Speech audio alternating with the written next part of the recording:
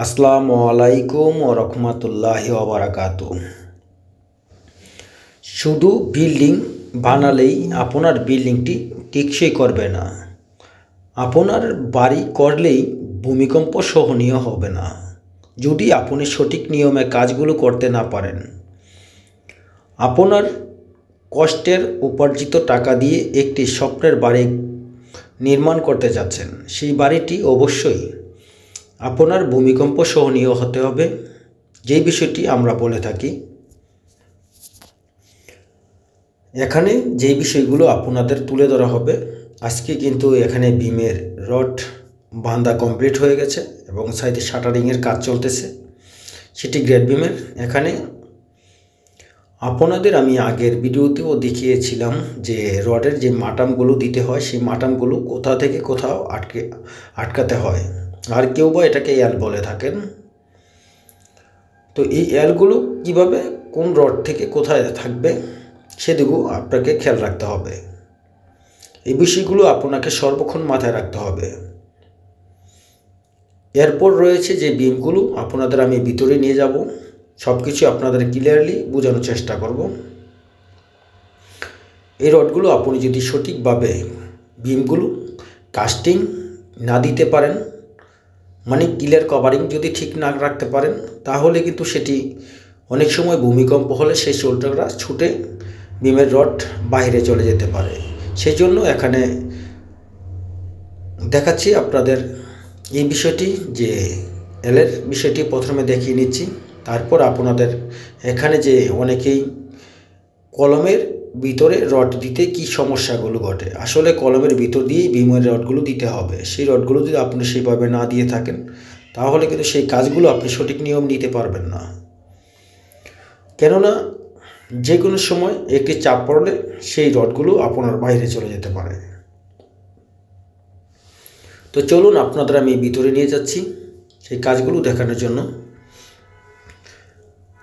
এখানে যেভাবে কাজটি আপনাদের দেখানো হচ্ছে, বিমের শাটারিং কিন্তু করা কাজ চলতেছে অলরেডি। এই বিমের শাটারিংয়ের সময় আপনার প্রতিটি জিনিস খেয়াল রাখতে হবে, এগুলো কিন্তু আপনার জন্য খুবই গুরুত্বপূর্ণ। আপনি সিমেন্ট দিবেন, রড দিবেন, বালি দিবেন, সব কিছুই দিবেন, কিন্তু আপনার কাজটি মজবুত হবে না। কেননা সেই মজবুতের কাজগুলো আপনাকে সঠিক নিয়মে না করতে পারলে সেটি কখনোই কাজটি টেকসই করবে না।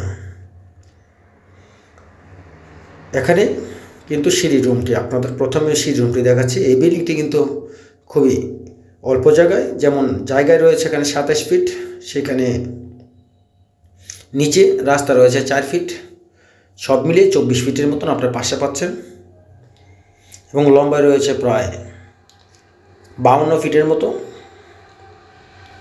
এই তো আপনাদের এই বিমগুলো আপনাদের দেখানোর চেষ্টা করতেছিলাম, যে বিমগুলো আপনারা যখন শাটারিং করেন সেই বিমগুলো আপনার ক্লিয়ার কাভারিং ঠিক আছে কিনা। এগুলো সবচেয়ে বড় ব্যাপার হচ্ছে কলম, যখন আপনি বিম শাটারিং করেন তখন এই কলমগুলো ঠিক সঠিক সেন্টারে আছে কিনা সেদিকে খেয়াল রাখতে হবে।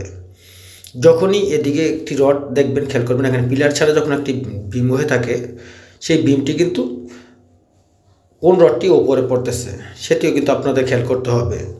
অনেক সময় কিন্তু কিছু মিস্ত্রি দিয়ে দেখা যায় এই বিমটা কিন্তু নিচে পড়ে যায় না, কারণ এখানে যেহেতু পিলার নেই, তাহলে পিলারে যে বিমটি গেছে কলমে, সেই বিমের ওপরেই কিন্তু আরেকটি বিমের থাকতে হবে রডগুলো, টফের রডগুলো। এই যে এখানে যেটি আপনাদের দেখাচ্ছি, প্রতিটি জিনিস এখানে ক্লিয়ার কভারিংয়ের যে ব্যাপারটি, এই ক্লিয়ার কভারিংয়ের ব্যাপারগুলো আপনার সঠিকভাবে রাখতে হবে। এখানে বিমগুলো কিন্তু কলমের ভিতরেই দিয়েই রডগুলো গিয়েছে। প্রয়োজনে যেটা বলেছি, প্রয়োজনে হয়তো 7 ইঞ্চির জায়গায় যদি আপনি 6 ইঞ্চি রিং তৈরি করেন তাতেও সমস্যা নেই, কিন্তু রিংগুলো বিমের রডগুলো অবশ্যই কলমের রডের ভিতর দিয়ে যেতে হবে। ক্লিয়ার কভারিং অবশ্যই খেয়াল রাখতে হবে। আরেকটি বিষয় অনেকে করে না, যেটা আপনার বিম যখন শাটারিং করে ফেলে, নিচে যে এতটুকু ক্লিয়ার কভারিং দরকার সেটা কিন্তু অনেক সময় দেওয়া হয় না। এটা কিন্তু খুবই ভালোভাবে খেয়াল রাখবেন। নিচে অবশ্যই ক্লিয়ার কভারিংয়ের জন্য